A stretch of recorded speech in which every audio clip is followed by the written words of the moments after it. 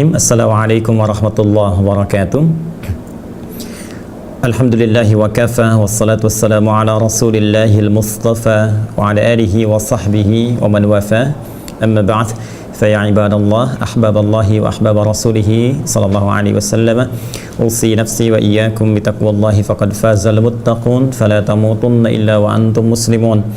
Faqala ta'ala ya ayyuhalladzina amanu taqullaha haqqa tuqatih wa la tamutunna illa wa antum muslimun. Saudara-saudariku, terkhusus peserta Muktamar IMSA dan MISG Amerika dan Kanada yang seluruhnya, izinkan kami bermohon pada Allah Subhanahu wa taala mengawali jumpa sesi kita pada saat ini untuk bermohon semoga senantiasa dirahmati oleh Allah Subhanahu wa taala, diberikan taufik, disehatkan, dan lebih daripada itu semoga kita semua senantiasa dibimbing untuk menuju ridha Allah dalam setiap aktivitas kita dan bisa kembali kepada Allah dalam keadaan husnul khatimah insyaallah. Baik, di sesi kali ini kami diamanahi untuk berbagi dan kita berdiskusi seputar syifa dalam Al-Quran dan Sunnah Rasulullah Sallallahu Alaihi Wasallam.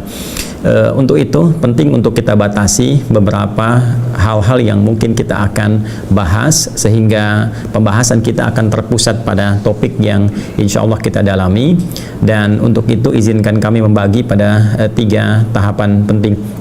Yang pertama, kita akan lihat bagaimana hikmah yang ditampilkan dalam Al-Quran dan hadis-hadis Nabi Sallallahu Alaihi Wasallam tentang ujian dalam bentuk penyakit.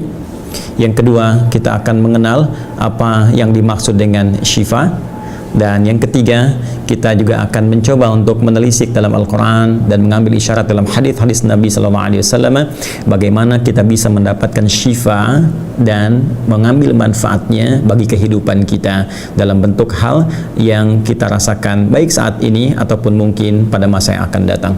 Di 3 hal ini kita coba akan batasi pembahasan kita dan semoga Allah berikan kemudahan untuk membahas, memahami, dan insya Allah mengamalkannya. Yang pertama, kita akan coba lihat dulu bagaimana hikmah yang diisyaratkan dalam Al-Quran dan hadis-hadis Nabi Sallallahu Alaihi Wasallam terkait dengan ujian, khususnya dalam bentuk penyakit.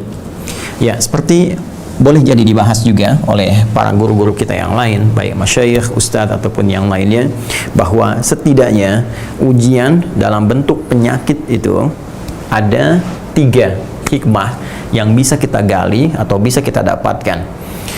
Yang pertama, ujian berupa penyakit setidaknya ditujukan oleh Allah Subhanahu wa taala untuk membangun ketaatan. Ya, membangun ketaatan dan kedekatan seorang hamba atau taqarrub ya kepada Allah Subhanahu wa taala.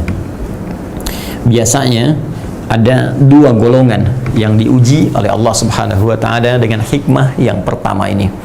Golongan yang pertama adalah terdiri dari hamba-hamba Allah yang saleh, baik dari kalangan puncak misalnya para nabi ataupun rasul ya. Juga dialami misalnya para ulama dan yang terkait ya, atau juga boleh jadi bisa dialami pada golongan yang kedua, di nabi, rasul, atau golongan orang biasa dari kalangan yang saleh. Nanti batasan saleh bisa kita rinci lagi dalam Al-Quran ya. Kemudian ada yang kedua, golongan yang kedua, ada orang yang memang diinginkan oleh Allah Subhanahu wa taala untuk kembali mendekat kepada Allah lewat jalur taubat ya, lewat jalur taubat. Biasanya ada orang-orang yang menyimpang kemudian diujikan dengan penyakit tertentu, dan Masya Allah dengan penyakit ini dia bisa mengambil hidayah dari Allah Subhanahu wa taala, bahkan bertransformasi, merubah dirinya dari yang tadinya banyak salah kini meningkat kemudian menjadi hamba yang saleh. Kita ambil contoh dari hikmah yang pertama ini teman-teman sekalian. Misal kita turunkan di Quran surah ke-21 misalnya, surah 21 surah Al-Anbiya ya, tentang para nabi, beberapa nabi ya. Jadi ada nabiyin, ada anbiya ya, keduanya jamaah tapi memiliki penunjuk yang berbeda, dilalah yang tidak sama ya. Al-anbiya itu jamaah, sifatnya taksir dari nabi ya, hanya menunjuk pada beberapa, tidak seluruhnya. Sedangkan nabiyin itu menunjuk jamak mudzakkar salim, menunjuk pada keseluruhan. Jadi kalau misalnya kita temukan kata Al-Anbiya, ini kan di Al-Quran surah ke-21, ini menunjuk pada beberapa nabi yang dikisahkan di surah ini, walau tidak seluruh nabi. Tapi kalau kita temukan kata Nabiyyin misalnya di Quran surah ke-4 An-Nisa di ayat ke-69, Allah menjanjikan bahwa orang-orang yang taat kepada Allah dan taat pada petunjuk Rasulullah SAW, wa may yuti'illaha wa rasul, siapa yang mampu menaati Allah semampu dia, sebaik yang bisa dia usahakan saat hidup di dunia, wa rasulah, dan mengikuti petunjuk-petunjuk Rasul dalam membimbing kehidupannya supaya lebih baik, ya, maka apa yang Allah berikan kepada mereka, wa may yuti'illaha wa rasulah fa ulaika ma'al ladzina an'ama Allahu 'alaihim minan nabiyyin, maka mereka akan diberikan apresiasi oleh Allah Subhanahu wa taala saat kembali kepada Allah, ditempatkan di satu surga, dan di surga itu kelak mereka akan berjumpa bersama seluruh para nabi yang pernah bertugas di bumi, minan nabiyyina was-siddiqina wasyuhada'i was-salihin. Ada para nabi, kan? Ada orang-orang jujur, ada para syuhada, orang-orang saleh yang berkumpul di tempat itu keseluruhannya, dari Nabi Adam alaihissalam sampai Nabi Muhammad sallallahu alaihi wasallam. Nah, karena surahnya Al-Anbiya beberapa nabi, maka di antara sekian nabi yang dikisahkan di dalam surah ini ada di ayat ke-83 sampai dengan ayat 84, ya, dikisahkan seorang nabi, seorang rasul yang diuji oleh Allah Subhanahu wa taala dengan penyakit. Ya, dengan penyakit. Ya, dan ini sangat populer kita ketahui bersama, yaitu kisah tentang Nabi Ayub alaihissalam. Ya, wa ayyuba idnada rabbahu anni massani yadhurru wa anta arhamur rahimin.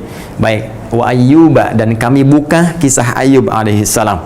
Walaupun hukumnya wawunya ataf kepada sebelumnya, tapi yang paling menarik adalah harakatnya ini digunakan dengan menggunakan harakat kasrah. Diksinya fathah, diksinya menggunakan fathah. Wa ayyuba, kan? Sedangkan fathah sesuatu yang terbuka. Kalau disampaikan informasi dengan kata benda menggunakan fathah mansub, maka dalam rumus ilmu lughah salah satunya, informasi yang disampaikan ingin dibuka seluas-luasnya untuk diketahui oleh orang di masa itu ataupun generasi di masa yang akan datang.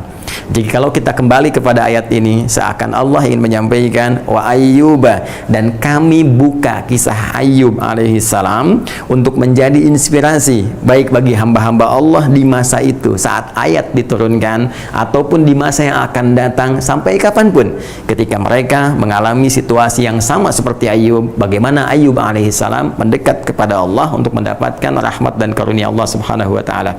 Apa yang diujikan oleh Allah kepada Nabi Ayub alaihissalam? Ya, wa ayyuba idnada rabbahu anni masani yadhurru wa anta arhamur rahimin.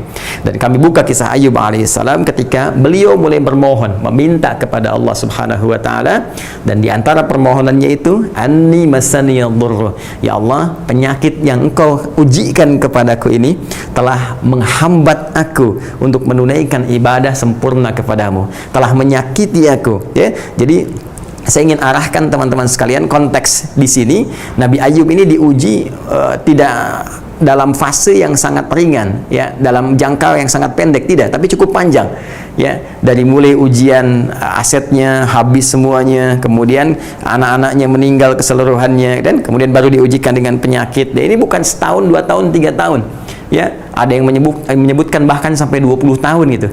Dan yang paling menarik, dalam fase perjalanan diuji dengan sakit ini ada 2 hal yang patut dicatat. Ya, pertama, beliau bukan perilaku pribadi yang berperilaku bermaksiat. Ingat, beliau nabi, rasul, orang yang maksum, dijaga oleh Allah Subhanahu wa taala dari setiap perbuatan yang menyimpang. Ya, jadi ini mungkin memberikan kesan kepada kita bahwa tidak setiap penyakit itu disebabkan karena penyimpangan. Boleh jadi ada ujian yang ingin Allah tunjukkan kepada kita untuk membangun satu hikmah tertentu. Apa di antara hikmahnya? Belajar pada Nabi Ayub alaihissalam. Ketika beliau diuji, Masya Allah, semakin meningkat ibadahnya, sampai pada titik ketika penyakit itu mulai menyakiti tubuhnya sehingga sulit menunaikan ibadah dengan sempurna. Ya, kalau kita misalnya biasanya tahajud, ini sulit tahajud nih, sudah mulai terganggu dengan penyakitnya, kan? Kalau kita misalnya ingin mulai mencoba puasa, agak sulit nih karena mulai terganggu dengan penyakitnya. Maka di titik ini, ya, Nabi Ayub bermohon kepada Allah Subhanahu wa taala, meminta kesembuhan dari penyakitnya dengan tujuan untuk menyempurnakan kembali amal ibadahnya. Perhatikan, ini yang sangat luar biasa. Pada umumnya kan orang sakit minta sembuh, kan? Tapi ada pelajaran besar dalam Al-Quran, bahkan kesembuhan pun itu diarahkan memohonnya kepada Allah supaya dengan sembuh itu bisa paripurna, bisa sempurna, dan bisa meningkat ibadah dan ketaatan kita pada Allah Subhanahu wa taala. Maka apa yang terjadi ketika Nabi Ayub mengatakan, "Ya Allah, penyakit ini telah mengganggu saya, menyakiti saya sehingga terhambat saya untuk menyempurnakan ibadah kepadamu. Sedangkan Engkau yang paling sayang kepada saya. Kalau yang paling sayang saja tidak memberikan kesembuhan, maka kepada siapa lagi hamba mesti memohon?" Maka apa yang terjadi? Fastajabna lahu fakashafna ma bihi min dhurrin wa atainahu ahlahu wa mithlahum ma'ahum rahmatan min indina wa dzikra lil 'abidin. Baik, kata Allah, maka kami langsung seketika jawab doanya. Kami langsung seketika jawab doanya. Kemudian kami singkap semua hal yang menyakitinya. Penyakitnya kami sembuhkan seketika. Kami kembalikan keturunannya dan hal-hal yang dirasakan pernah hilang darinya. Perhatikan teman-teman sekalian, ini sesuatu yang sangat luar biasa.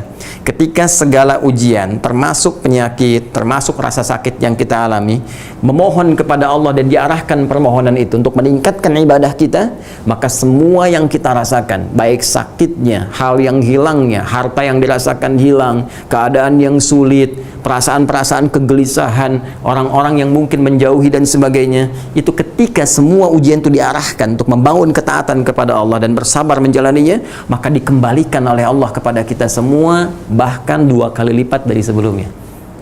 Dan yang paling menarik, di ujung ayat ke-84-nya ditutuplah ayat ini dengan kalimat yang sangat indah, wa dzikra lil 'abidin. Ini yang saya maksudkan, ya, wa dzikra lil 'abidin. Kalimatnya lil 'abidin. Nah, ini poin yang ingin saya garis bawahi. Dan ini kata Allah, kisah Ayub ini hendaklah menjadi pengingat, inspirasi, ya, pengingat lil 'abidin, bagi hamba-hamba Allah yang gemar meningkatkan ibadahnya, yang gemar meningkatkan ketaatannya. Ya, 'abidin, orang-orang yang senang ibadah, ya, dari kata abada ya'budu. Baik, abid orangnya, abidin orang-orang yang gemar meningkatkan ibadahnya kepada Allah Subhanahu wa taala, dan menggunakan kata zikra, ya, seakar dengan kata zikir. Sedangkan zikir di dalam Al-Qur'an dipahami sebagai aneka aktivitas yang mampu mengingatkan kita dan mendekatkan kita dengan Allah Subhanahu wa taala, mampu mengingatkan dan mendekatkan kita kepada Allah Subhanahu wa taala. Nah, karena itu menariknya di dalam Al-Quran, semua perbuatan-perbuatan ibadah, bentuk-bentuk ketaatan, itu umumnya disebutkan oleh Al-Quran dengan nama zikir. Silahkan dicek, ya, salat yang kita tunaikan itu disebut oleh Al-Quran fungsinya sebagai zikir. Quran surah ke-20 misalnya, Thaha, di ayat yang ke-14, ya, innani anallahu la ilaha illa ana fa'budni wa aqimis salata li dzikri. Kata Allah, saya Allah. Ya, pastikan oleh kalian, kata Allah, innani, saya benar-benar Allah. La ilaha illa ana, tidak ada Tuhan yang layak dipertuhankan, layak untuk disembah kecuali saya. Ya, dan ini disampaikan oleh Allah bahkan kepada setiap nabi yang bertugas di bumi sebelum menyampaikan risalahnya kepada umat manusia. Dan kalimat ini disampaikan kepada Nabi Musa alaihissalam, yang kelak ditegaskan kepada Nabi sallallahu alaihi wasallam, Nabi Muhammad sallallahu alaihi wasallam, sebagai informasi dan penguat. Kemudian fa'budni, ya, sembah saya. Bagaimana cara menyembahmu ya Allah? Wa aqimis salata li dzikri, tunaikan salat kepadaku sebagai bukti keimananmu dan penyembahanmu kepadaku, li dzikri, sebagai zikir, untuk pengingat kepadaku. Ini. Jadi salat disebut dengan apa? Zikir. Kita berdoa, doa pun itu bagian dari zikir. Quran surah ke-7 Al-A'raf ayat 205, wadhkur rabbaka fi nafsika tadarruan wa khifatan wa dunal jahri minal qaul. Ya, dan mohonlah, mintalah kepada Allah, disebut dengan zikir. Ya, dan berzikirlah, minta, sebut nama Allah. Ketika engkau memiliki kesulitan dalam kehidupan, jangan mengeluh. Untuk apa bikin status, kata Allah? Lebih baik engkau arahkan permohonanmu, minta solusi kepada Allah.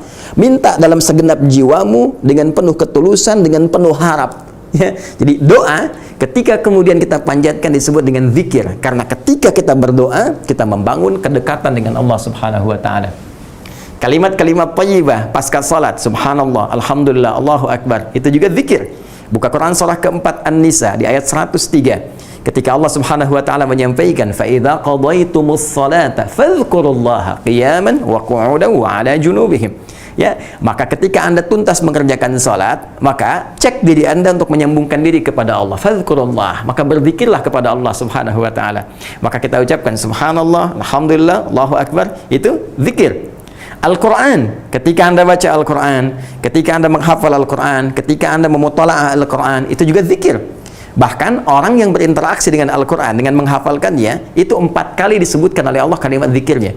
Di Quran surah ke-54 Al-Qamar, ayat ke-17, ayat ke-22, ayat ke-32, dan ayat ke-40. Walaqad yassarnal Qur'ana lidzikri fahal mim muddakir.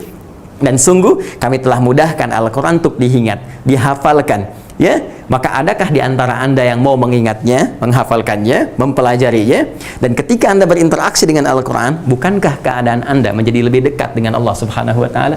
Imannya lebih meningkat. Quran surah ke-8 Al-Anfal di ayat yang kedua, innamal mu'minuna alladzina idza dzukirallahu wajilat qulubuhum wa idza tuliyat alaihim ayatuhu zadatuhum imana wa ala rabbihim yatawakkalun. Sungguh orang beriman yang sejati itu adalah orang yang bila disebutkan nama Allah ada getaran dalam jiwanya. Karena itu ada sementara ulama yang berkata, jika Anda ingin masih mengecek, ya, adakah iman dalam jiwa, kuat atau lemahkah, maka cek ketika disebutkan nama Allah. Karena itu Allah menguji iman kita setidaknya sehari 5 kali dalam setiap pergantian waktu, subuh, zuhur, asar, maghrib, isya. Maka diperdengarkan nama Allah lewat suara muadzin, suara azan itu, Allahu Akbar, disebutkan nama Allah. Karena itu begitu mendengar suara azan, bukankah ada getaran dalam jiwa kita? Itu pertanda iman. Dan bila dibacakan kepada mereka ayat-ayat Allah, Al-Quran, zadathum imana, bertambah keimanannya, wa ala rabbihim yatawakkalun, dan terbangun tawakal, ya, kedekatannya dengan Allah Subhanahu wa taala. Ini hikmah yang pertama. Ya, karena itu ini fitrah dalam kehidupan kita. Kalau diuji dengan penyakit, bukankah insan beriman semakin bertambah pendekatannya kepada Allah? Minimal dia berdoa kan? Setelah itu dia berzikir kan? Ya, kadang-kadang ada yang menambah sholatnya sampai ke ibadah sunnahnya, kan?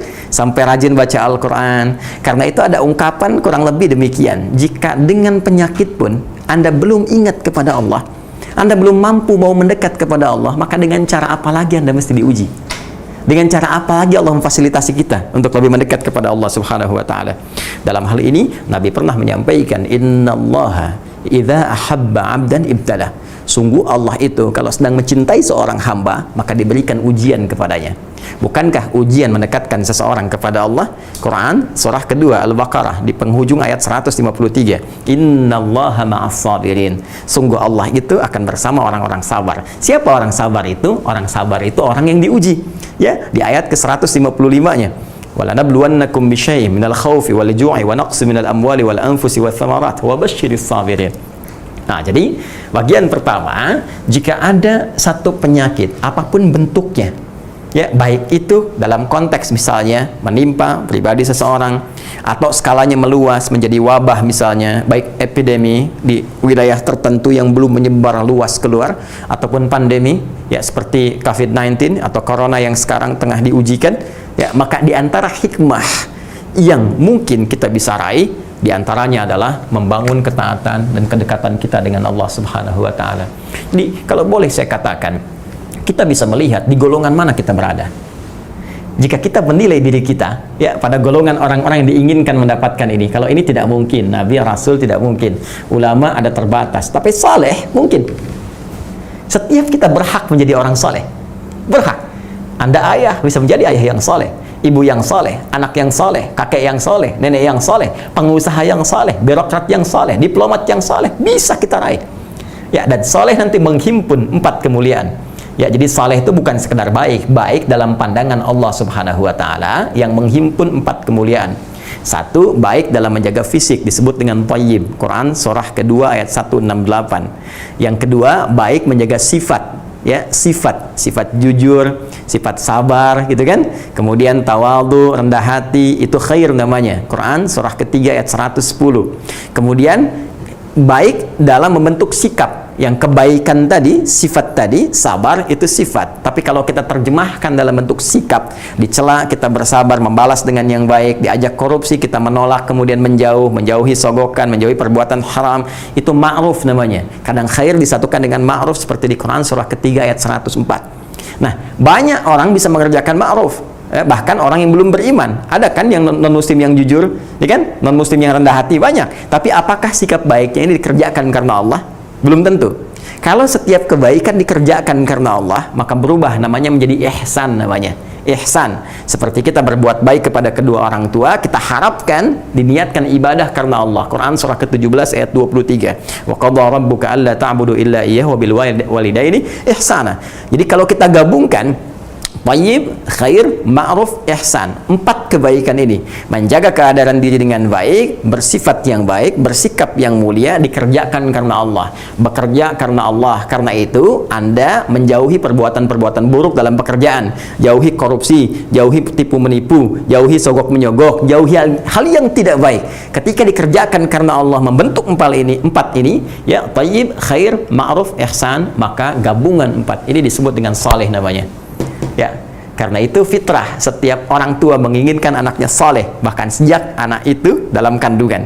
Quran surah ke-7 di ayat ke-189 di ujung ayatnya, ya, ketika Allah menyampaikan falamma taghasyaha hamalat hamlan khafifa wa marrat bi, ya, falamma athqalat da'awallaha rabbahuma la in ataitani salihah, ya, la in ataitana salihah lanakunanna minasyakirin. Ya Allah, jikalau Engkau anugerahkan kami anak yang saleh kelak, ya Allah, kami akan sangat bersyukur kepadamu. Nah, ini poinnya. Jadi kita bisa cek, ya Allah, saya selama ini menjaga diri, nggak pernah saya korupsi, nggak pernah mencuri, nggak pernah nipu orang dan sebagainya. Kenapa kemudian saya diuji dengan penyakit COVID-19 ini dan sebagainya? Hei, lihat dulu, mungkin di balik itu ada anugerah. Seperti Allah Subhanahu wa Ta'ala memberikan anugerah pada para nabi terdahulu. Bahkan jangankan Anda, Nabi pun pernah sakit, Rasul pernah sakit. Nabi sakit, Rasul sakit, tabi'in sakit, sahabat sakit, ulama sakit. Anda Nabi bukan, Rasul bukan, tabi'in bukan, sahabat bukan, ulama bukan. Lantas Anda tidak ingin sakit, Anda siapa? Dan ketika Allah memberikan ujian, Masya Allah, yang nilainya diberikan serupa, walaupun kadarnya mungkin tidak sama, tapi diberikan satu hal anugerah terindah yang orang dulu pernah merasakannya untuk meningkatkan ketaatan dan ibadah kita kepada Allah. Boleh jadi pada saat itu kita diinginkan untuk lebih dekat dengan Allah Subhanahu wa Ta'ala, dan tidak ada kenikmatan yang menjadi puncaknya kecuali saat seorang hamba memiliki kedekatan tersendiri dengan Allah Subhanahu wa Ta'ala. Oh, kalau sudah begitu tuh enak banget tuh. Ya, dulu ketinggalan sholat fardu itu biasa-biasa. Nanti kalau sudah dekat dengan Allah, tertinggal sholat sunnah, merasa gelisah. Ya, merasa gelisah. Masya Allah. Dulu puasa yang dikerjakan tuh nunggu Ramadan. Ya. Bahkan ada orang baru sahur dan hanya buka jam berapa? Nanti kalau sudah terasa kedekatan dengan Allah, itu jangankan yang fardu, yang sunnah itu tertinggal, aduh, gelisahnya luar biasa. Aduh, ya Allah, kok lupa hari ini hari Senin, ya Allah, kok lupa hari ini hari Kamis, gitu kan?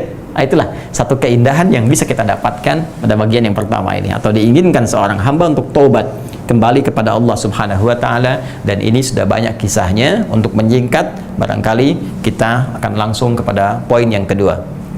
Hikmah yang kedua dengan cepat teman-teman sekalian, karena waktunya sangat terbatas. Jika ada yang diuji oleh Allah Subhanahu wa Ta'ala dengan penyakit, maka di antara hikmah yang kedua ingin menampakkan kepada kita ada perilaku yang tidak tepat, perilaku yang keliru, yang ingin diperbaiki oleh Allah Subhanahu wa Ta'ala. Ini masih masuk golongan yang ini. Untuk bertobat, taubat itu kembali kepada jalan yang lurus, yang benar.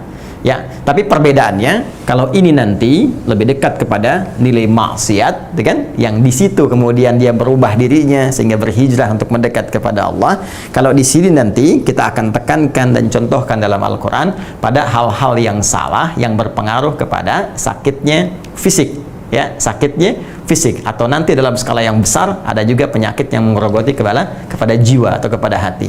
Kita ambil contoh misalnya, apa di antara perilaku keliru itu? Contoh yang pertama, ada yang terkait dengan pola konsumtif manusia. Ya, pola konsumtif manusia. Saya akan ambil satu contoh saja di antara 3. Ya, hal yang menyusun diri manusia, anatomi manusia. Saya tidak katakan anatomi tubuh, tapi anatomi manusia. Kalau di kedokteran, di medis, mungkin yang dibahas cuma fisiknya, ya kan? Tapi dalam Al-Quran, dalam hadis, karena Allah yang menciptakan kita, Allah infokan langsung dalam Al-Quran tentang manusia seutuhnya dari 3 unsur utama, baik fisiknya, jasmaninya, kemudian akalnya, yang ketiga adalah rohnya. Dari 3 ini, karena waktu kita terbatas, saya batasi kepada aspek fisiknya dulu, ya, fisiknya saja. Teman-teman sekalian, kenapa di Al-Quran Allah meminta kita untuk menjalani pola hidup sehat? Kita ambil contoh Quran surah kedua ayat 168. Saya punya keyakinan kalau ayat ini kita terapkan, satu ayat ini saja, demi Allah saya katakan, insya Allah dengan izin Allah Subhanahu wa Ta'ala, hidup manusia itu akan terjaga dengan baik, jauh dari penyakit. Ya, apa yang Allah firmankan? Ayatnya universal. Ya, jadi di Al-Quran itu ada ayat yang dispesifikasikan pada insan beriman untuk menguatkan imannya. Ada ayat-ayat yang dibuka oleh Allah, informasinya secara umum universal supaya menandakan keesaan Allah, kebesarannya, agar manusia mau kembali kepada Allah Subhanahu wa Ta'ala. Baik, dibuka di antara cirinya dengan kalimat nas. Ya ayyuhan nas, hei semua manusia tanpa kecuali, baik yang telah beriman ataupun yang belum beriman, sepanjang dia manusia. Ya ayyuhan nas, hei semua manusia. Saya mau sedikit tajamkan, ya, mohon fokus baik-baik di sini. Kita gali dulu diksi Al-Qur'annya. Iya, itu setidaknya disebutkan sebanyak 360 kali dalam Al-Qur'an. Disebut dengan harfun nida, huruf panggilan. Dalam ilmu nahwu ada 14 huruf panggilan. Ya, ada aya, ada a, ada wa, ada ya, dan seterusnya. Ya, di dalam Al-Quran itu hanya digunakan satu huruf ini saja, ya saja, yang lain tidak digunakan. Setelah diteliti, ternyata ditemukan ya ini mencakup semua fungsi panggilan. Ya, dalam hal jarak dia memanggil yang dekat, yang menengah, ataupun yang jauh. Jadi kalau Anda ingin memanggil seseorang dengan panggilan yang singkat, cepat, mudah, baik yang dekat, menengah, ataupun jauh, Anda panggil dengan satu huruf ya. Ya Ahmad misalnya, ya Hussein, ya Hasan, dan sebagainya, dekat, menengah, ataupun jauh. Seakan Allah ingin mengatakan, hei seluruh manusia tanpa kecuali, baik Anda yang merasa dekat denganku, beriman kepadaku, atau yang menengah misalnya, atau yang bahkan jauh yang belum beriman. Ayyuha disebutkan 150 kali dalam Al-Quran. Ayyunya munada untuk menguatkan sebuah hukum, haknya tanbih untuk mengingatkan. Seakan Allah ingin mengatakan, hei semua manusia tanpa kecuali, aku ingatkan kalian semua, aku tekankan dalam pengingat ini. An-nas, semua manusia ketika kalian berinteraksi secara sosial. Karena ada setidaknya 5 nama dalam Al-Quran bagi penunjuk manusia. Satu, bashar, menunjuk kepada komponen nafsu dan tampilan manusia yang beda dengan binatang, disebutkan 35 kali dalam Al-Quran. Yang kedua ada al-insan, disebutkan 65 kali dalam Al-Quran, yang menunjuk bagaimana manusia mengatur totalitas aktivitasnya. Yang ketiga ada al-ins, yang menunjukkan kelemah lembutan manusia, keramahan, dan berbeda dengan jin pada umumnya, disebutkan 18 kali dalam Al-Quran. Kemudian ada Bani Adam, yang menunjuk pada genetika manusia yang tersambung pada Nabi Adam alaihissalam, disebutkan 7 kali dalam Al-Quran. Namun di sini Allah tidak menyebutkan ya ayyuhal insan, ya ayyuhal bashar, ya ayyuha misalnya al-ins, ya ayyuha Bani Adam. Tidak. Yang Allah katakan, yang Allah firmankan, ya ayyuhan nas, menunjuk pada seluruh manusia tanpa kecuali, terkait dengan sifat sosialnya dalam berinteraksi, ya, dalam hal dia berkomunikasi, dalam hal dia berinteraksi dengan orang lain, bermuamalah, termasuk mencari bagian-bagian kehidupan untuk makan, bekerja, dan sebagainya. Maka Allah firmankan, hei seluruh manusia tanpa kecuali yang berinteraksi, ya, yang bekerja, yang beraktivitas, kulu mimma fil ardi halalan thayyibah. Silahkan kau beraktivitas, silahkan kau bekerja, minimal kau niatkan untuk memenuhi kebutuhan hidupmu. Yang paling pokok untuk makan, ya. Namun yang paling menarik kata Allah, halalan. Dapatkan cara makanmu itu, dapatkan materi untuk mencari makanan itu dengan cara yang legal. Jangan mencuri, jangan menipu, jangan korupsi, kan? Kemudian dari yang legal itu, yang benar itu, thayyibah. Cari makanan-makanan yang baik untuk fisikmu, yang menyehatkan, ya.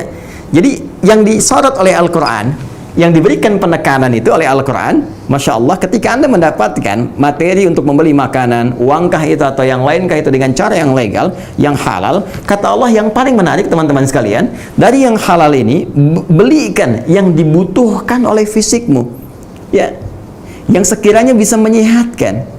Jadi prinsip orang Islam itu, kalau dia mau makan, kalau dia mau minum, silahkan dengan nafsunya, mungkin banyak warna yang ditawarkan. Minuman itu bisa jus, bisa air bening, gitu kan, bisa susu, bisa teh, bisa macam-macam. Tapi apa yang dibutuhkan oleh tubuhmu? Apa yang menyehatkan untuk tubuhmu? Ini luar biasa. Jadi kalau cukup satu ayat ini saja kita praktekkan dalam kehidupan, barangkali cukup dijaga oleh Allah Subhanahu wa taala keadaan diri kita. Ya, kecuali kalaupun ada datang penyakit ditujukan dengan hikmah yang pertama tadi, seperti Nabi Ayub pernah mengalaminya, Nabi Zakaria pernah menjalaninya ya bersama istrinya.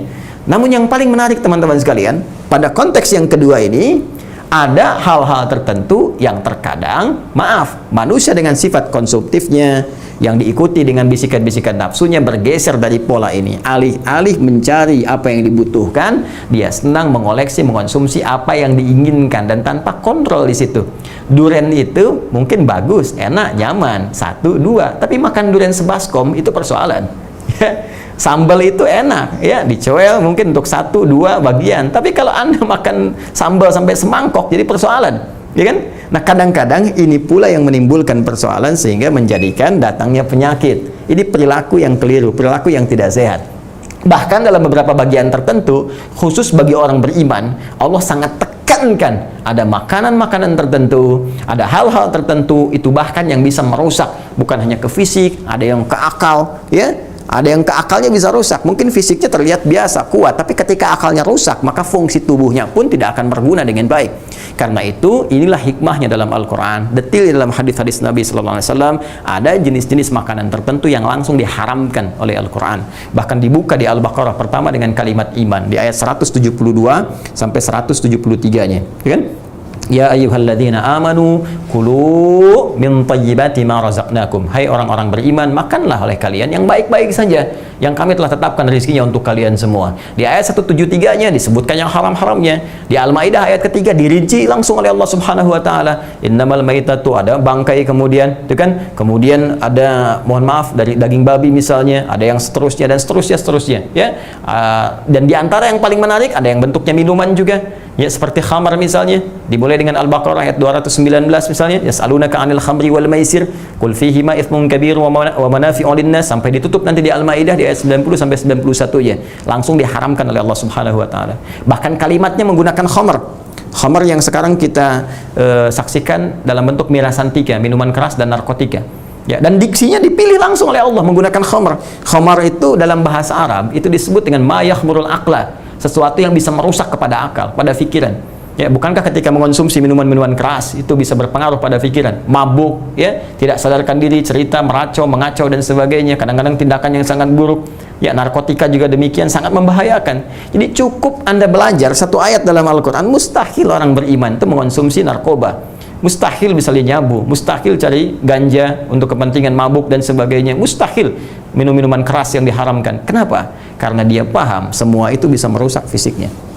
Nah, karena itu diantara hikmah ketika Allah turunkan penyakit pada orang-orang yang keliru dalam mengonsumsi, supaya dia kembali lagi pada pola hidup sehat, dia dapatkan hikmahnya.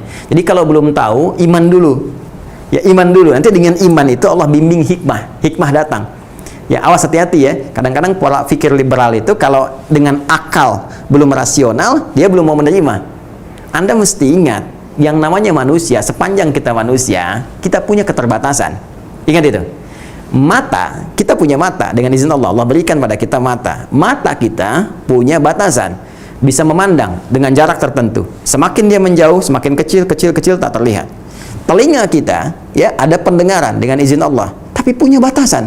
Ada frekuensi tertentu yang bisa didengar, sampai yang tak bisa didengar. Di luar ini tak mampu kita dengar. Pandangan Anda punya batasan, pendengaran Anda punya batasan. Lantas ketika keduanya punya batasan, kenapa akal Anda tak mau terbatas? Karena itu, untuk menunjukkan kuasa Allah Subhanahu wa taala, diberikan oleh Allah Subhanahu wa taala sebuah ujian dalam kehidupan yang tak mampu dijangkau akal, sehingga kita kembali membaca itu dengan iman. Ya, iman ini yang digunakan ketika akal belum sampai, iman yang digunakan untuk memohon kepada Allah dengan iman itu supaya diberi petunjuk. Dan dengan petunjuk itulah datang hikmah membimbing kepada kita. Nah, jadi gunakan ketika ada ujian itu, kembali menggapai hikmah. Kenapa ini babi diharamkan? Nggak usah dicari dulu. Ketika datang nasnya, diksinya mengatakan haram misalnya, ikuti dulu dengan iman. Nanti Allah akan bimbing, oh ini hikmahnya, ini loh kenapa tidak boleh dikonsumsi dan sebagainya. Akan datang kemudian kita ketahui, ya, kenapa nggak boleh minum minuman keras, kenapa begini, kenapa begitu. Nah, ini kemudian hikmah yang akan menjelaskannya. Yang ketiga, secara cepat teman-teman sekalian, waktunya sudah hampir selesai. Ada di antara yang ketiga, ini yang sangat menarik, ya. Langsung ditunjukkan oleh Allah Subhanahu wa Ta'ala dengan penyakit itu supaya manusia bisa menemukan sesuatu yang baru, ya. Ada sifatnya ilmiah di sini. Yang dengan penemuan ilmiah ini akan semakin mendekatkan dirinya kepada Allah Subhanahu wa Ta'ala. Tetap tujuannya selalu serupa ke sini, kembali kepada Allah, ya. Dan biasanya ini sifatnya, penyakitnya sudah tidak biasa. Kadang-kadang dicari belum ketemu lagi, dicari belum ketemu lagi, terus kan. Nah, ini sangat menarik ini. Nah, jadi kalau kita gali dalam narasi Al-Quran, apalagi hadis-hadis Nabi Sallallahu Alaihi Wasallam, itu penyakit itu dibagi dua. Ya, penyakit dibagi dua. Ada yang disebut dengan daun, ini daun. Ini penyakit fisik, ya. Jadi penyakit yang menimpa kepada jasmani kita secara fisikal, ke fisik. Misalnya sakit kepala, sakit perut, sakit tangan, itu da, ya. Obatnya disebut dawa namanya, dawaun. Ya, kita pernah mendengar, ya, likulli da'in dawa. Pada setiap penyakit itu Allah turunkan kemudian obatnya. Ini dawa. Baik. Dan biasanya direferensikan juga, ya, kepada dokter, tabib, ya kan? Bahkan ada diriwayatkan pernah datang seseorang kepada Nabi sallallahu alaihi wasallam untuk minta disembuhkan dari penyakitnya, dari penyakit da yang menimpa kepada fisiknya. Dia memohon, "Ya Rasulullah, doakan saya supaya sembuh." Kata Nabi, "Idza bilat tabib," pergi ke dokter. Ya, kata orang ini, "Engkau kan nabi," gitu kan? Minta kepada Allah, selesai. Allah kabulkan, aku sembuh. Ya, pintar. Tapi Nabi lebih bijak, Nabi lebih pintar dengan wahyu yang Allah berikan kepada Nabi SAW sebagai bimbingan. Ya, kata Nabi, kesembuhan itu Allah titipkan, diberikan di tangan para dokter. Apa di antara hikmahnya? Supaya berkembang kualitas kehidupan, ya, supaya bertambah nilai-nilai ilmiah dalam kehidupan, yang dengan hikmah itu akal yang Allah anugerahkan kepada kita berfungsi dengan sempurna. Ini dawa. Kemudian ada yang kedua, teman-teman sekalian, ada yang disebut marad namanya. Ya, biasanya dalam diksi kekinian itu marad itu disebutkan umum bagi semua jenis penyakit. Tapi menariknya kalau kita kembali ke Al-Quran, ini marad itu lebih ditekankan pada penyakit yang menyerang fungsi jiwa, ya, kepada jiwa, kepada hati kita yang paling dalam. Bukan hati dalam bentuk organ fisik, ya, tapi hati dalam konteks tempat bernaungnya roh, ya, jiwa spiritual, kolbu dalam bahasa Al-Quran. Nah, ini kalau kolbu ini tempat segala nilai, petunjuk-petunjuk kebaikan, ya, itu diserang kemudian oleh penyakit. Penyakitnya disebut dengan marad namanya. Misal penyakit riya, ya kan? Nah, apalagi misalnya sombong, ya kan? Nah, dan seterusnya. Riya, sum'ah, sombong, dan lain-lain lah yang menyerang kepada hati manusia. Nah, ini yang paling bahaya. Nah, ini kalau dikena seseorang dengan penyakit ini, nggak bisa ditemukan dalam bentuk dawa, obat fisik, ya, nggak bisa. Bahkan datang ke rumah sakit pun nggak ada obatnya. Ya, Anda masuk ke rumah sakit, misalnya bertanya, "Dok, saya ini pusing kepala saya ini berat sekali." Dokter tanya, "Gejalanya apa?" "Ini gejalanya kalau tetangga saya beli mobil baru, saya pusing tuh. Dia punya handphone baru, saya berat kepala saya tuh." Nah, itu nggak ada. Paling dokter tuliskan resepnya, ini Quran surat sekian ayat sekian. Baik, mungkin poli gigi ada di sana, poli mata ada, poli jantung ada. Cuman dua kan yang ada di rumah sakit, ya, poligami dengan poli hati, gitu kan. Jadi itu nyarinya susah, gitu kan, nggak ada di rumah sakit. Nah, ketika Anda kembali ke sini, teman-teman sekalian, penyakit ini menyerang kepada kolbu. Nah, jamak dari kolbu itu kulub namanya. Ya, jamaknya kulubun. Nah, buka Quran surah ke-2 Al-Baqarah di ayat 10. Ya, orang-orang munafik itu di hatinya ada penyakit. Orang munafik tuh orang yang sombong, orang yang riya, sedikit ibadahnya, ya kan? Mohon maaf sekali apa yang dia katakan nggak sama dengan isi hatinya. Maka Allah sampaikan fi qulubihim marad. Di hati mereka ada penyakit. Nah, untuk memberikan obat bagi penyakit hati ini, ya, maka Allah turunkan satu diksi yang tidak sama dengan yang ini. Disebut dengan syifa namanya. Syifa, ya kan? Syifa. Nah, ini dia. Namanya apa? Syifa. Tapi menariknya teman-teman sekalian, ternyata syifa ini ketika dipaparkan baik dalam Al-Quran, apalagi detail ya di hadis-hadis Nabi Sallallahu Alaihi Wasallam, ternyata manfaatnya bukan hanya mengobati penyakit kepada jiwa, tapi juga bermanfaat bagi penyakit fisik yang secara medis sulit atau bahkan belum ditemukan obatnya. Ini ya, ada orang misalnya tiba-tiba kena cancer, ada orang kena misalnya HIV, ada orang kena macam-macam, sulit dia temukan, belum ketemu, belum ada, belum ini, belum itu.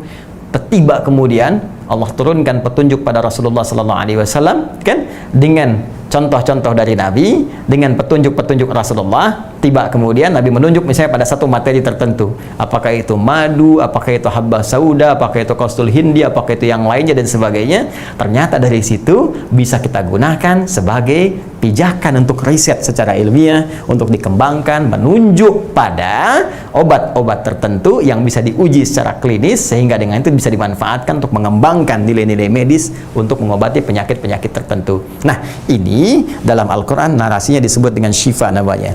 Jadi kalau saya sampaikan secara umum, syifa itu dibagi kepada dua bagian. Bisa untuk menyobati penyakit hati dalam hal yang telah kita paparkan ini, atau yang kedua, penyakit fisik yang belum ditemukan obatnya secara medis sehingga membutuhkan isyarat-isyarat nabawi atau wahyu-wahyu rabbani untuk membimbing menemukan ya solusi dari penyakit yang diujikan, sehingga secara ilmiah itu semua bisa diuji. Nah, pertanyaan kita, temanya kan, bagaimana kita bisa mendapati syifa dalam Al-Quran, seperti apa menggalinya dalam hadis, dan bagaimana mempraktekannya. Itu yang coba kita akan turunkan. Jadi ini baru mukaddimah. Sekarang saya punya waktu 15 menit untuk menguraikan ini di sisa waktu kita. Mari kita turunkan. Bismillah. Ya, mudah-mudahan kita bersabar ya. Saya tidak menginginkan kita membahas sesuatu tapi kita nggak paham akarnya. Jadi saya terbiasa ingin kita paham. Ya, menghafal itu bagus, tapi memahami itu lebih utama. Apalagi bisa hafal dan paham, itu lebih baik. Ya.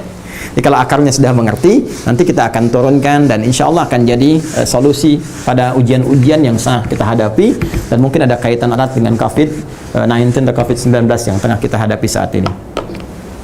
Baik, yuk kita turunkan dulu di Al-Quran bagaimana Allah Subhanahu wa Ta'ala memberikan firman dengan skema syifa, kemudian lihat detailnya dalam hadis-hadis Nabi Sallallahu Alaihi Wasallam supaya tidak keliru memahami apa yang Allah sampaikan dalam firman-Nya. Baik, pertama kita turunkan di satu Quran surah ke-10 Yunus di ayat ke-57. Kemudian setelah itu kita turunkan Quran surah ke-17 di ayat ke-82. Cara menggunakan ini kita turunkan dulu adabnya. Adab saya tuliskan di sini.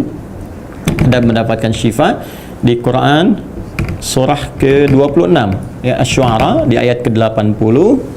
Kemudian contoh yang dilakukan oleh Nabi Ayub tadi, Quran surah ke-21 ayat 83 sampai 84. Kemudian contohnya Nabi Zakaria pernah mengerjakan juga amalan di Quran surah 19 Maryam.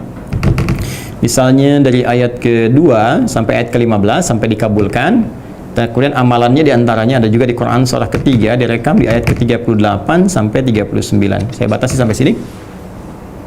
Ya. Dan terkait dengan kondisi kita kekinian, saya turunkan spesifik dari hadis dulu. Misalnya kita ambil kitab Sahih Al-Bukhari, nanti saya tunjukkan. Kitab Sahih Al-Bukhari. Ya. Kita ambil di kitab urutan ke-76. Ya, kitab urutan ke-76. Ini satu kitab penuh, teman-teman sekalian, berisi setidaknya 56 hadis yang nanti kita turunkan beberapa bagian yang penting kita rasakan. Baik, kita mulai dari sini. Quran surah ke-10 Yunus di ayat ke-57. Ya, Allah pertama membuka secara universal. Artinya kalau universal, memberi kesempatan pada setiap hamba termasuk yang belum beriman supaya mengetahui dan mau kembali kepada Allah Subhanahu wa Ta'ala. Yang belum beriman tahu, jadi dengan tahu itu dia meneliti dan berusaha mencari hidayah dan kembali kepada Allah untuk beriman. Yang beriman semakin kuat imannya, semakin dekat dengan Allah Subhanahu wa Ta'ala. Maka Allah firmankan, ya ayyuhan nas. Ya, tadi telah saya sampaikan diksi ini, kalimat ini. Ya ayyuhan nas, hai semua manusia tanpa kecuali. Aku tekankan, aku ingatkan pada kalian semua, baik yang merasa dekat, menengah ataupun jauh dariku saat ini. Qad ja'atkum mau'izatum min rabbikum. Ya, telah datang kepada kalian nasihat-nasihat yang baik dari Rabbu. Ya, petunjuk-petunjuk kebaikan, pedoman-pedoman hidup yang terbaik. Wa syifaa'ul lima fis sudur. Wa syifaa'ul lima fis sudur. Dan syifa. Ini dia. Ayat-ayat syifa ya, ayat-ayat syifa dalam Al-Qur'an. Secara umumnya demikian. Wa syifaa'ul lima fis sudur. Dan aku turunkan kata Allah ya di antara ayat-ayat pedoman-pedoman hidup itu, ya kan? Petunjuk-petunjuk kehidupan itu, nasihat-nasihat yang baik itu ada yang fungsinya menjadi syifa, obat lima fis sudur, yang bagi ya satu bagian sumber kehidupan yang ada dalam jiwa kalian, ya di dada kalian. Itu di balik sudur itu qalbun. Ya, makanya setan itu menggoda kolbu yang ada dalam sudur. Alladzi yuwaswisu fi sudurin nas. Ya, kata Allah, ada obat bagi keadaan hati kalian, jiwa kalian saat sedang gelisah, saat sedang gak enak, sedang futur, sedang jauh, ya, sedang menghadapi persoalan, waduh pusing, kadang-kadang gelap dan sebagainya. Apa yang harus kita kerjakan? Kata Allah, dalam Al-Qur'an itu ada petunjuk-petunjuk syifa. Ya, syifa yang bisa mengentaskan persoalan jiwamu, yang menghilangkan segala kegelisahan, penyakit-penyakit jiwa yang kadang berpotensi berpengaruh pada keadaan fisik, bahkan pikiran. Ya, gak enak hati itu kan gak enak makan, kan? Gak enak hati itu gak enak pikiran, kan? Mikir gak enak, tidur gak enak, makan gak enak dan sebagainya. Itu sakit hati lebih berbahaya dibandingkan dengan penyakit fisik. Ya. Kemudian selanjutnya teman-teman sekalian, Quran surah 17 ayat ke-82. Nah, ini lebih spesifik. Perhatikan kalimatnya. Perhatikan kalimatnya. Sedangkan di sini saya selesaikan dulu, di ujungnya ditegaskan lagi di mana kalian menemukan itu, wahuda warahmatul lil mu'minin. Ya, dan di sana ada petunjuk kehidupan hudan. Ini pasti mengarah kepada Al-Qur'an karena Al-Qur'an ketika diturunkan menggunakan fungsi hudan. Quran surah kedua Al-Baqarah di ayat 185. Syahrul Ramadan alladzi unzila fihi al-Qur'an hudal linnas. Ya, hudal linnas. Baik, indah. Dan di sini ya ayuhan nas.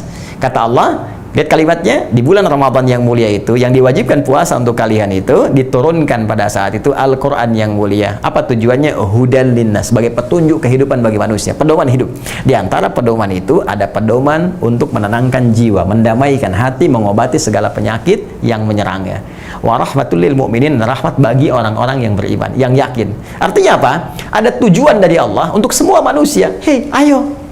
Ya, mungkin dengan mengambil syifa ini, ya, dengan membaca Al-Quran, mendekat kepada Al-Quran, belajar Al-Quran, nggak salah. Anda belum beriman, nggak salah, silahkan. Boleh buka Al-Quran, ya, pelajari, ya, pahami dengan baik, dan tidak dipaksa. Mau beriman, Alhamdulillah. Ya, tidak beriman itu pilihan Anda dengan segala konsekuensinya. Hanya di Islam ajaran yang sangat indah, toleransi yang sangat tinggi. La ikraha fid din, nggak boleh paksa orang memeluk Islam. Ya, lakum dinukum waliyadin. Kami menghormati apa yang Anda yakini. Anda pun menghormati apa yang kami yakini. Anda mau belajar silahkan. Ya, dan tidak harus mencampur adukan keduanya. Ya kan? Satu ikut ini, besok ikut itu, tidak. Kita hormati orang lain, jangan ganggu orang lain. Tapi kalau mereka tanya, kita terangkan, kita dakwahi dengan cara yang baik. Ya kan? Dan kata Allah di Al-Quran banyak sekali yang bisa bermanfaat, termasuk dalam konteks kehidupan secara luas, universal. Ya, ini yang paling menarik. Dan tujuannya apa? Tujuannya supaya mengenalkan, mengembalikan kembali fitrah supaya kembali kepada Allah Subhanahu wa taala. Nah, dalam konteks hal yang umum sifatnya, yang menyerang fisik kemudian sulit untuk diobati, diantaranya dari Quran surat 17 ayat 82 secara umum, wa nunazzilu minal qur'ani ya ma huwa syifaa. Quran surah 17 Al-Isra ayat 82, paling kiri di mushaf standar di pertengahan. Wa nunazzilu minal qur'ani, dan kami turunkan dari Al-Quran itu ada ayat-ayat yang ma huwa syifaa'un, ya, mengandung syifa, kesembuhan, ya, obat, disampaikan dari Allah Subhanahu wa taala sebagai puncak yang paling tinggi. Wa rahmatul lil mu'minin, dan ada rahmat Allah Subhanahu wa taala bagi orang-orang yang yakin kepada Allah, mau kembali. Ini kuncinya yakin. Jadi kalau Anda mau dapatkan syifa, mesti punya keyakinan kepada Allah Subhanahu wa taala. Tahu dari mana kalau redaksi syifa yang di sini ini bisa mengobati secara fisik? Nanti ditafsirkan kemudian lewat contoh-contoh berikut ini. Sini. Ya. Seperti contohnya Nabi Ayub alaihissalam divonis secara medis, dokter sudah give up. Ya, mereka katakan ini nggak bisa nih. Ya, nggak ada yang bisa menyembuhkan. Ini nggak bisa, ini nggak mungkin, ini nggak bisa sembuh, nggak pernah dirasakan orang sebelumnya, dan tidak akan dilalui oleh orang setelahnya. Nabi Ayub alaihissalam sakit secara fisik. Lalu bagaimana mendapatkan obatnya? Ketika beliau memohon syifa kepada Allah. Ya, meminta seperti tadi yang saya terangkan. Ya, lalu didapatkan oleh Allah, disembuhkan oleh Allah Subhanahu wa taala, didapatkan oleh Nabi Ayub kesembuhan dari Allah Subhanahu wa taala, dan sembuh beliau pada saat itu. Ya. Di Quran surah ke-21 ayat 83 sampai 84 yang tadi pernah saya sampaikan. Kemudian Nabi Zakaria alaihissalam, bukankah istrinya divonis secara fisik kan? Fisikal. Ya, maaf sekali, maaf secara medis, secara klinis tidak mungkin punya keturunan karena divonis sudah monofus dan maaf sekali mandul. Ya kan? Tapi apa yang terjadi? Yang terjadi ketika Nabi Zakaria mendekat kepada Allah Subhanahu wa taala, meningkatkan ketakwaannya, meningkatkan ibadahnya kepada Allah, meningkatkan ketaatannya. Beliau tingkatkan salatnya. Ingat, semua nabi rasul dulu sudah salat.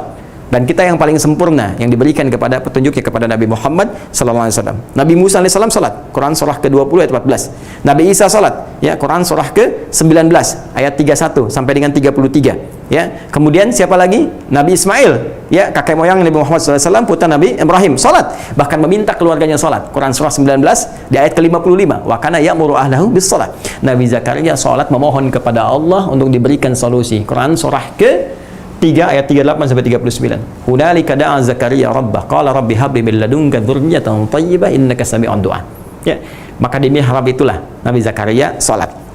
Ya, salat bermohon. Dari mana taunya salat? Ayat 39-nya nanti. Dalam salatnya saat berdiri bermohon kepada Allah, ya Allah, semua memvonis aku tak akan mungkin punya keturunan. Maka aku mohon darimu saja anugerahkan keturunan kepada kami, ya Allah. Kepada aku dan istriku, engkau pasti mendengar doaku. Kalau pada yang maha mendengar saya tidak mengabulkan, lantas kepada siapa lagi aku memohon? Nah, tahu apa yang terjadi? Fanadatul malaikatu wa huwa qa'imun yusalli fil mihrab. Maka turunlah seketika malaikat, ya, memberi pesan dari Allah Subhanahu wa taala bahwa doanya dijawab dan beliau masih berdiri dalam salatnya, belum selesai salatnya.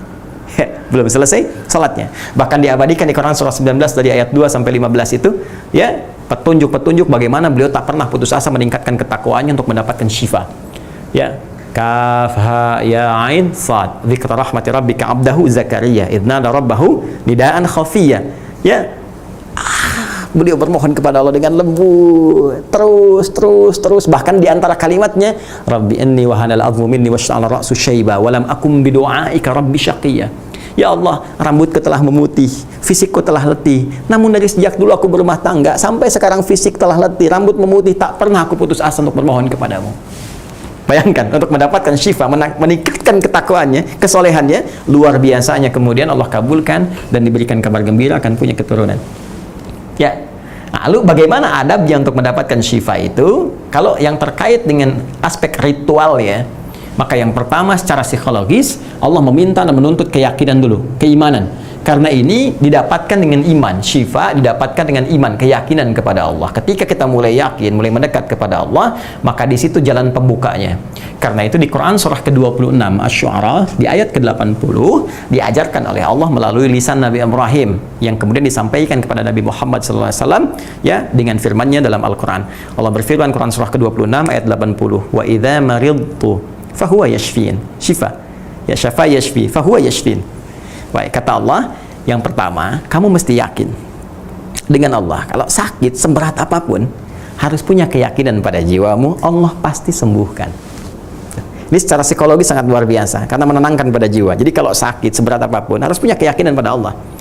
Allah pasti sembuhkan. Nggak ada penyakit yang nggak ada obatnya, pasti disembuhkan. Pasti ada hikmahnya. Ya Allah, berikan aku kekuatan dengan penyakit ini untuk menyempurnakan ibadahku kepadamu, ya Allah. Jadikan aku lebih taat dari sebelumnya. Jadikan aku lebih dekat kepadamu, ya Allah. Itu yang dituntut dulu.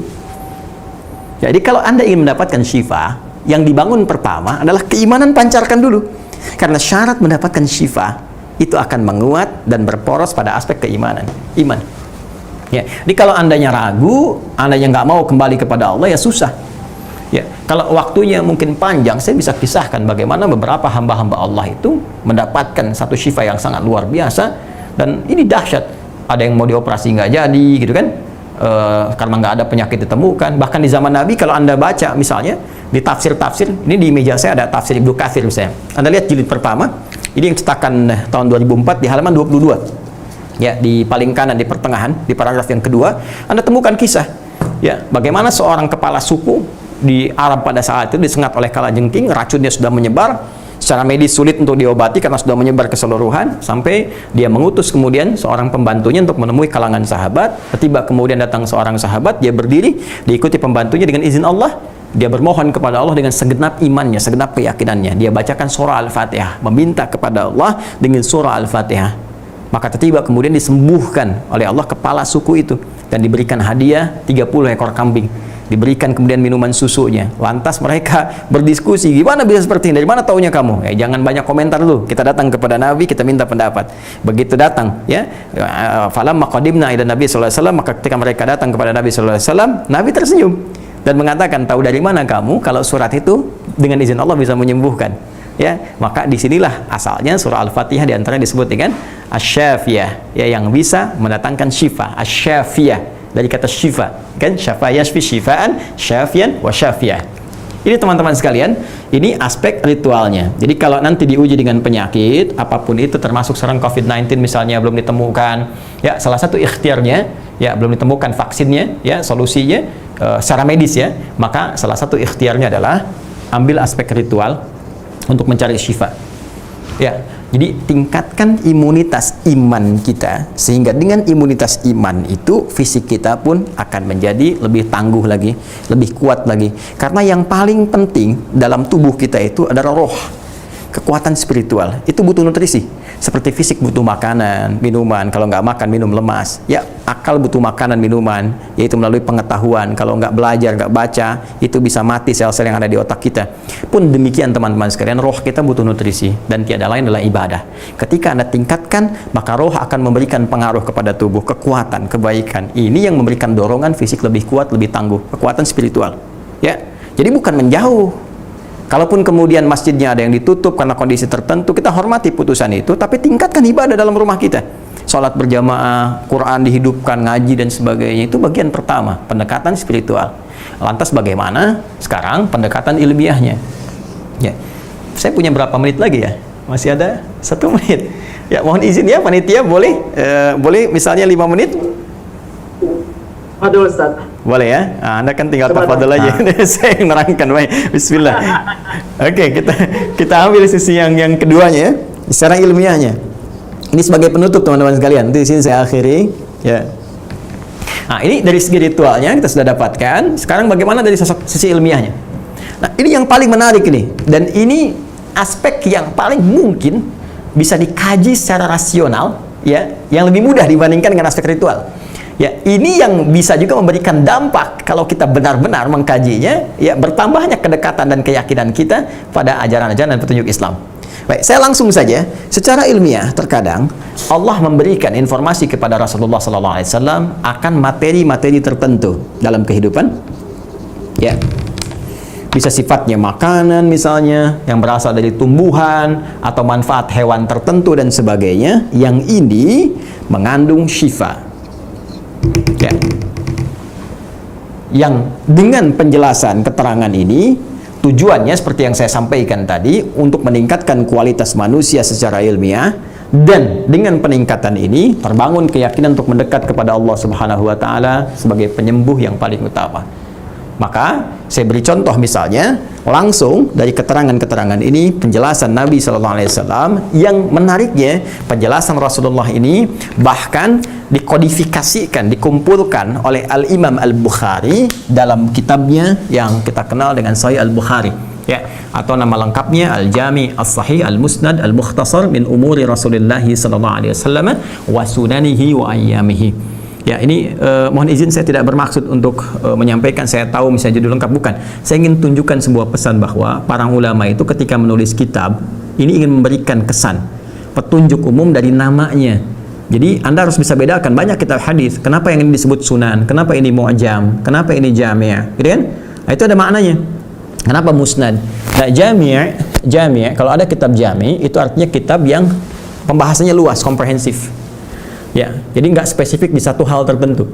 Kalau spesifik nanti namanya lain. Misal spesifik susunan hadisnya spesifik misalnya mengarah kepada fikih, itu disebut sunan namanya.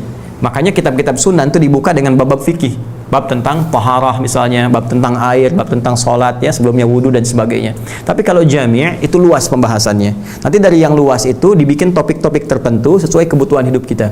Karena itu Imam Al-Bukhari termasuk yang paling awal menghimpun satu hadis-hadis Nabi, menghimpun hadis-hadis Nabi sallallahu alaihi wasallam, diberi nama dengan Jami'. Jadi beliau katakan kitab saya ini pembahasannya luas, kan? Kemudian saya pastikan dengan izin Allah saya ikhtiarkan sahih, musnad tersambung pada Rasulullah sallallahu alaihi wasallam.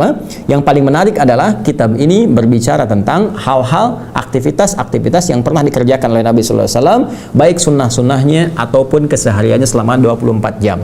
Nah, keterangan ini yang beliau hafalkan, beliau himpun dibagi ke dalam 97 pembahasan.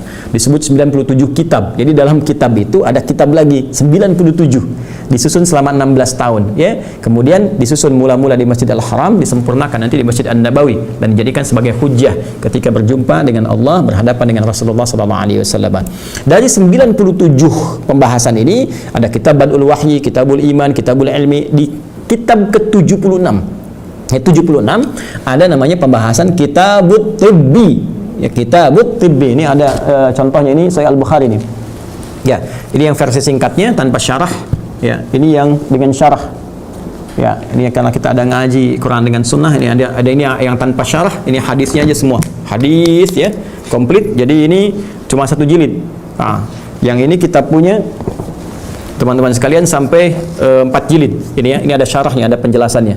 Nanti ada lagi yang kurang lebih ada 18 jilid yang Fathul Bari, Syarah Sahih Al-Bukhari.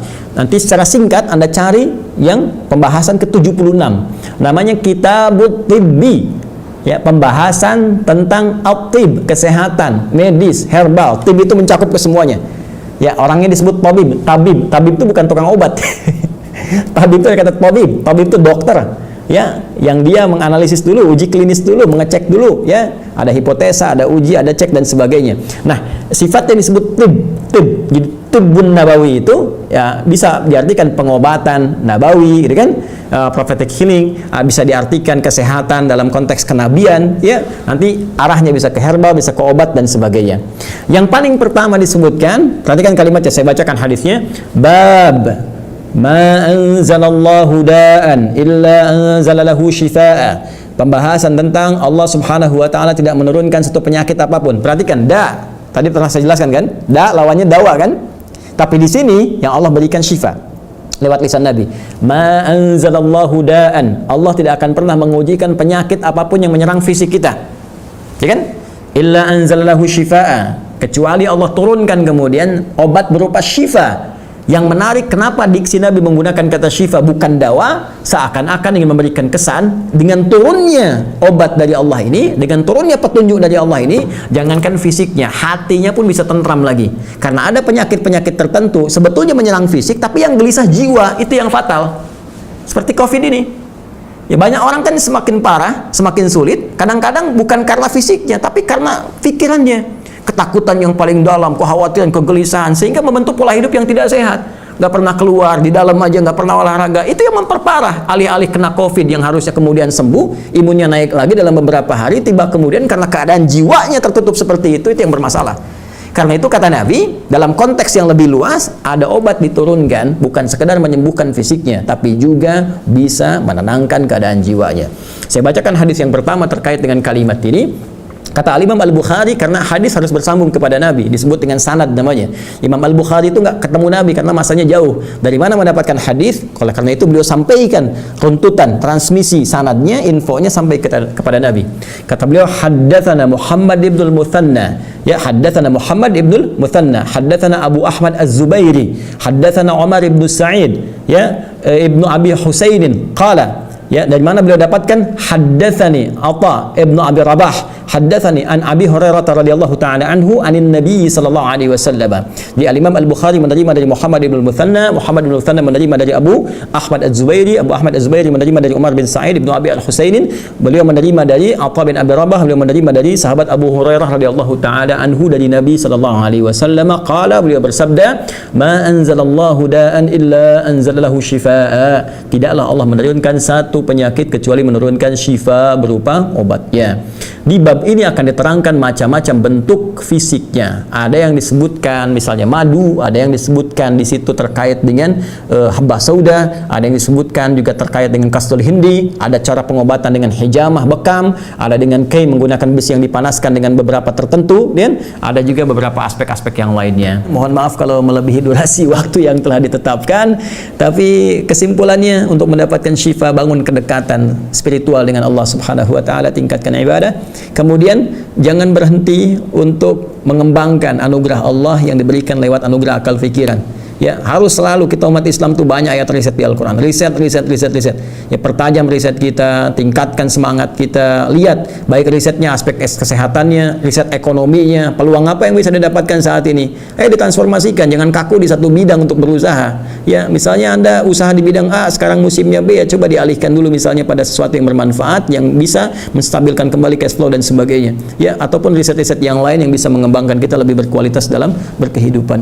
Saya kira itu yang saya sampaikan, teman-teman. Dan jika di kumpulan IMSA ataupun teman-teman di MISG nanti ada yang ingin bersinergi, khususnya saya berharap ada peneliti-peneliti ya baik di Amerika, di Kanada dan sebagainya, kita bisa duduk sama-sama dan kita bisa berkontribusi pada dunia. Nah, ini kami sedang kembangkan kepada aspek yang lebih luas. Saya belum buka dulu sekarang, tapi ada sesuatu yang sangat luar biasa yang saya yakin kalau itu dikembangkan akan jadi satu hal yang mungkin bisa mengejutkan pada level dunia.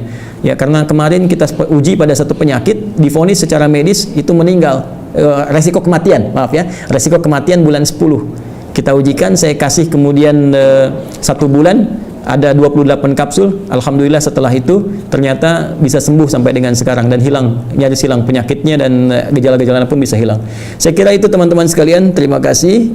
Baik teman-teman sekalian, pertama semoga apa yang disampaikan bisa dipahami dengan baik. Apa yang kita bahas pada saat ini bisa mengantarkan kita untuk mendekat kepada Allah Subhanahu wa taala, dan itulah inti dari kajian kita, wa dzakir fa inna dzikra tanfa'ul mu'minin.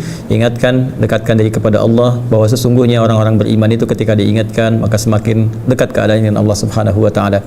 Dan mari kita mencoba untuk membangun kedekatan ini dengan berdoa kepada Allah Subhanahu wa taala. Mudah-mudahan ini awal pendekatan kita untuk meningkatkan ritual ibadah kita dan menguatkan jiwa spiritual kita sehingga bisa mendapatkan bimbingan lebih kuat dari Allah Subhanahu wa taala. Alhamdulillahi Rabbil Alamin, hamdan syakirin, hamdan na'imin, hamdan yuafi ni'amahu wa yukafi mazidah. Ya Rabbana lakal hamdu wa lakal syukru kama yanbaghi li jalali wajhikal karim wa li 'azimi sultanik. Allahumma salli wa sallim wa barik ala rasulikal karim nabiyyikal amin sayyidina Muhammadin wa ala alihi wa sahbihi ajma'in. Allahumma ya Allah, la tada' lana fi maqamina hadha wa fi kulli maqamin dhanban illa ghafartah. Duhai Allah, kami bermohon kepadamu, jangan biarkan ada satu orang pun di antara kami pada saat ini, dimanapun ia berada, yang terhubung khusus lewat saluran ini, jika ia hamba yang penuh dengan dosa ataupun ia pernah berdosa, maka mohon ya Allah, ampuni segala dosa-dosanya, hapuskan segala kesalahannya. Wala hamman illa farajtah, jika ada di antara kami yang saat ini merasakan kegelisahan, maka tenangkan keadaan hatinya.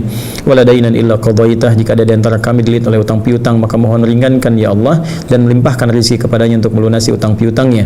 Wala maridan illa syafaita, wa khasatan ya Allah bihadzal wabah jaihati corona, idzab anil ba'sa wa khasatan wabah ya Allah corona ya arhamar rahimin, waj'alna hikmatan nuqarriba anfusana ilaika ya rabbal alamin. Ya Allah, jika ada yang sakit ditimpa oleh apapun, khususnya ya Allah wabah COVID-19, COVID-19 corona, maka mohon sembuhkan, angkat penyakitnya dan anugerahkan hikmah terbaik untuk mendekat kepadamu ya arhamar rahimin. Allahumma ja'alna min ahlil Qur'an waj'alil Qur'ana sahiban lana fid dunya wa syafi'an lana fil akhirati ya rabbal alamin. Allahumma barik ya Allah ikhwatina fi IMSA, في MISG أرحم الراحمين في أمريكا وكندا وسائر بلاد المسلمين وغير المسلمين يتقربوا إليك يا رب العالمين. Ya Allah ya Rahman ya Rahim, anugerahkan keberkahan kepada saudara-saudari kami, khususnya ya Allah teman-teman di Amerika, di Kanada, di IMSA, MISG dan lingkungan sekitarannya. Rekatkan ukhuwah di antara mereka ya Allah, jauhkan dari perpecahan, sinergikan mereka dalam kebaikan dan bimbing kami untuk mendekat kepadamu dimanapun kami berada ya Rabbal Alamin. Rabbana atina fid dunya hasanah wa fil akhirati hasanah wa qina adzabannar. Barik fi hadzal mu'tamar wa akhiru da'wana subhanakallahumma wa bihamdika nashhadu an la ilaha illa anta nastaghfiruka wa natubu ilaik walhamdulillahi rabbil alamin. Terima kasih saya ucapkan. Apa-apa yang ditanyakan silahkan dikirimkan saja. Mudah-mudahan di lain waktu bisa kita bahas. Dan terakhir, mohon izin agar teman-teman bisa mensupport rencana pembangunan masjid di Kanada, di Toronto, diinisiasi oleh Pak Subhan dan kawan-kawan. Dan kami pun insya Allah akan mensupport dari Indonesia. Semoga berkah untuk semua. Terima kasih. Assalamualaikum warahmatullahi wabarakatuh.